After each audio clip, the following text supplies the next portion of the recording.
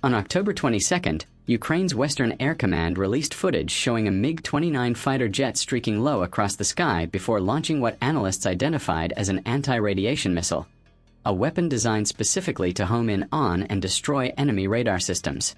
The strike, part of a broader suppression of enemy air defense (SEAD) mission, was reportedly aimed at silencing Russian radar positions that have long made Ukrainian air operations in contested regions perilous.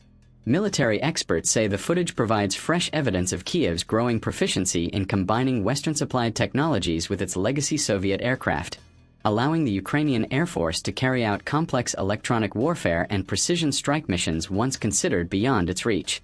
The anti-radiation missile, believed to be the US-made AGM-88 HARM, was first supplied to Ukraine in 2022 as part of Western efforts to strengthen the country's air defense suppression capabilities. Originally designed for NATO aircraft, the missile required significant technical adaptation to fit Ukrainian MiG-29s and Su-27s. Despite initial skepticism about compatibility, Ukrainian engineers successfully integrated the weapon, giving their pilots a powerful tool against Russia's advanced radar and missile systems. In a typical SEAD operation, Ukrainian MiG-29 pilots fly provocative routes to trigger Russian radar activation. Once enemy systems begin emitting signals, the HARM locks onto the source and homes in at supersonic speed, forcing radar crews either to shut down their systems or face destruction. This particular mission, according to Ukrainian military officials, was conducted in an active combat zone where Russian S-300 and S-400 air defense systems had been tracking Ukrainian aircraft for days. By targeting these radars, the MiG-29's mission sought to blind Russian air defenses temporarily, creating a corridor for subsequent drone and missile strikes against logistical depots and artillery positions. Analysts note that even when anti-radiation missiles do not destroy their targets, the mere threat of their use compels Russian operators to turn off their radars, reducing their situational awareness and leaving Russian units vulnerable to follow-up attacks. These tactics, while risky, are crucial in the ongoing struggle for control of the airspace above Ukraine's eastern and southern front lines. The operation also underscores how the Ukrainian Air Force has evolved tactically since the early stages of the war.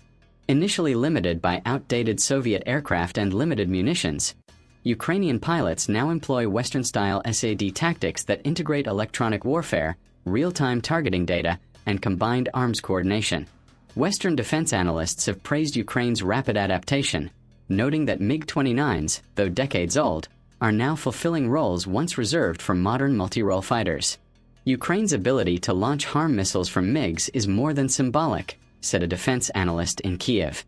It demonstrates a level of technical and tactical agility that has kept Russian air power in check despite its numerical advantage.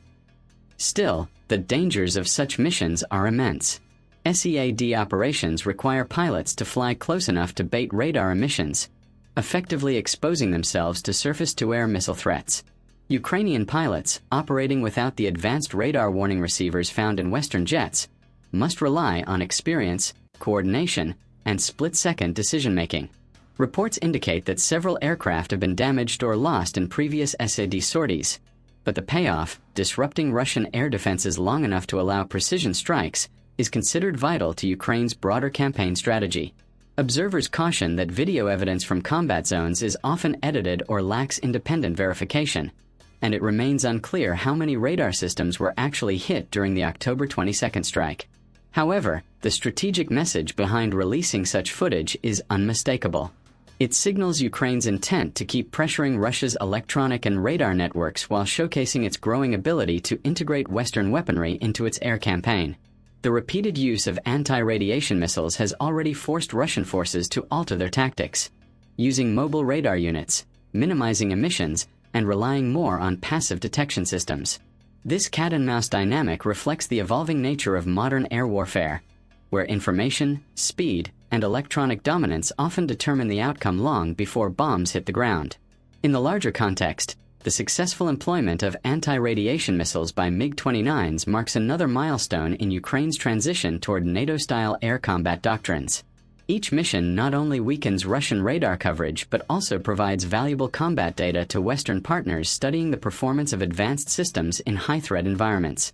For Ukraine, every such strike is both a tactical victory and a symbolic assertion that its aging fleet, enhanced with Western technology and homegrown ingenuity, remains capable of challenging one of the most formidable air defense networks in the world.